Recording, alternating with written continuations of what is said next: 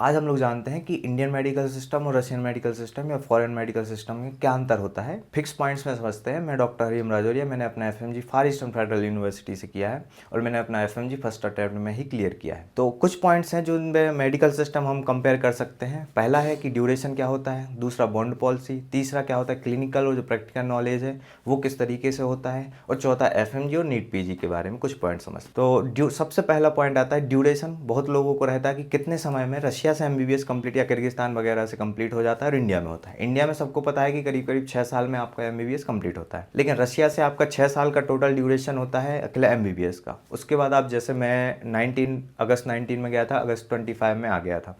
उसके बाद मैंने दिसंबर का एफएमजी दिया, तो करीब 5 से 6 महीने वो हो गया। दिसंबर के बाद मेरा मई से अभी इंटर्नशिप स्टार्ट होने वाला है, तो करीब ये हो गया, और 1 साल इंटर्नशिप चलेगा, तो 7.5 से 8 साल करीब आपका टोटल ड्यूरेशन हो जाता है जब आपको इंडिया में आके लाइसेंस मिलेगा, तब से आपका जब आपका कंप्लीट होता है। तो ये ड्यूरेशन हो गया।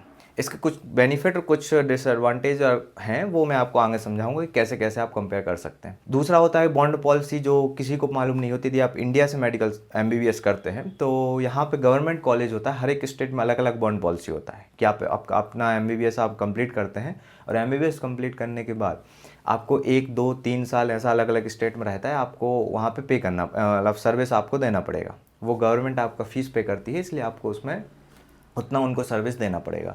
उसमें ना आपको एक्सपीरियंस रहता है, ना आपको नीट पीजी में इन सर्विस कोटा मिलता है।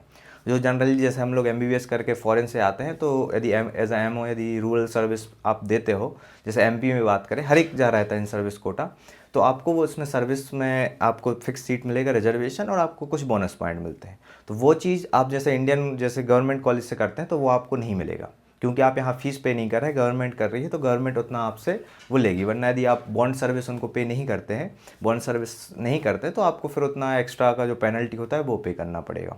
तो ये हो गया बॉन्ड पॉलिसी, जो जनरली बहुत से लोगों को मिस हो जाती है कि गवर्नमेंट कॉलेज से यहाँ इंडिया से करने से जो होता है वो 6 साल के अंदर आपका एमबीबीएस कंप्लीट हो जाएगा, कोई एग्ज़ाम नहीं देना पड़ेगा, बशर्ते आप नीट क्वालिफाई करते हैं। और बहुत से लोगों को होता है कि प्राइवेट कॉलेज से एमबीबीएस करने में कोई बॉन्ड नहीं होता। हाँ, ये सही है कि प्राइवेट कॉलेज से आपको कोई बॉन्ड नहीं लगेगा, लेकिन प्राइवेट कॉलेज में आपकी फ़ीस आप कंपेयर करोगे तो 1-1.5 करोड़ कम से कम आपको लगेगा। या तो आप उतना पे कर सकते हैं, तो हाँ, आपको वो बेनिफिट मिलेगा कि आप 6 साल में एमबीबीएस कंप्लीट कर सकते हैं, तो ये सही चीज़ है। लेकिन यदि आप 1 से 1.5 करोड़ आप पे नहीं कर सकते, या जिनका बैकग्राउंड जैसे जो इनका फैमिली में डॉक्टर्स है, जिनका खुद का हॉस्पिटल क्लिनिक्स है, तो उनके लिए प्राइवेट सबसे बेस्ट है, उसमें कोई डाउट नहीं है। लेकिन यदि जिनका इस हिसाब से मिडिल क्लास है, जिनका इस तरीके से बैकग्राउंड नहीं है, उनको एमबीबीएस अब्रॉड ही सबसे अच्छा ऑप्शन है। कब? जब आप 12th के बाद डायरेक्ट यदि आप बाहर चले जाते हैं, सबसे अच्छा टाइम है कि ज़्यादा आप ड्रॉप लेके टाइम वेस्ट ना करें, क्योंकि आपको एक्स्ट्रा 1 से 1.5 साल आप एमबीबीएस अब्रॉड करेंगे तो वहाँ लग जाएगा। तो जैसे ही आपका एमबीबीएस 12th कंप्लीट होता है, आप ट्राई कीजिए कि जल्दी से जल्दी आप बाहर जा सकें। अब दूसरा आता है कि टाइम वेस्ट होता है कि नहीं होता है, ये चीज़ जानना ज़रूरी है। क्योंकि मैं ये कहूँगा कि जो आप एमबीबीएस अब्रॉड कर रहे हैं उसमें आप टाइम वेस्ट नहीं कर रहे। कैसे? क्योंकि आप 1 से 1.5 साल आप जो एक्स्ट्रा दे रहे हैं, वो उतने टाइम में आप क्लिनिकल जो होता है एक्सपोजर वो समझ सकते हो, थ्योरेटिकल पार्ट पे बहुत ज़्यादा फोकस कर सकते हैं। क्योंकि इंडिया में जब आप एमबीबीएस करते हैं तो उसमें ज़्यादा ड्यूरेशन आपको पढ़ने के लिए नहीं मिलेगा, क्योंकि यहाँ पे जो लोड होता है, वर्क लोड, वो बहुत ज़्यादा होता है। फ़ॉरेन से आप कंपेयर करेंगे तो फ़ॉरेन में बहुत टाइम रहता है, जो ऑनलाइन एप्लीकेशन होती है उनसे पढ़ने के लिए आपके पास बहुत टाइम होता है। आप 1 ऐप 2 ऐप से, आप 2 प्लेटफॉर्म से आप एमबीबीएस का थ्योरेटिकल नॉलेज काफ़ी अच्छे से ले सकते। इसके बाद क्लिनिकल एक्सपोजर में एक बेनिफिट जो होता है, जो जनरली बहुत लोग मिस कर देते हैं, कि वहाँ पे इंडियन जो आप क्लिनिकल एक्सपोजर वो नहीं मिलेगा। जबकि अच्छा फैक्ट क्या है कि आप रशिया से एमबीबीएस करें तो आपको रशिया से भी क्लिनिकल एक्सपोजर प्रॉपर मिल जाएगा, यदि आप लेना चाहें तो। क्योंकि आप यदि अच्छी यूनिवर्सिटी सेलेक्ट करेंगे तो आपको प्रॉपर क्लिनिकल एक्सपोजर मिलेगा। इसके साथ 2 से 3 महीने रशिया में जैसे एमबीबीएस में छुट्टी होता है हर साल, तो आप वहाँ इंडिया वापस आई, इंडिया में आप प्रैक्टिकल जो प्राइवेट हॉस्पिटल है वहाँ पे, या क्लिनिक्स जो है वहाँ पे आप इंटर्नशिप के टाइप से ज्वाइन कर सकते हैं 2 से 3 महीने। तो हर साल आपको वो एक्सपीरियंस मिल जाएगा। इस तरीके से आप लास्ट में इंटर्नशिप तो करेंगे ही।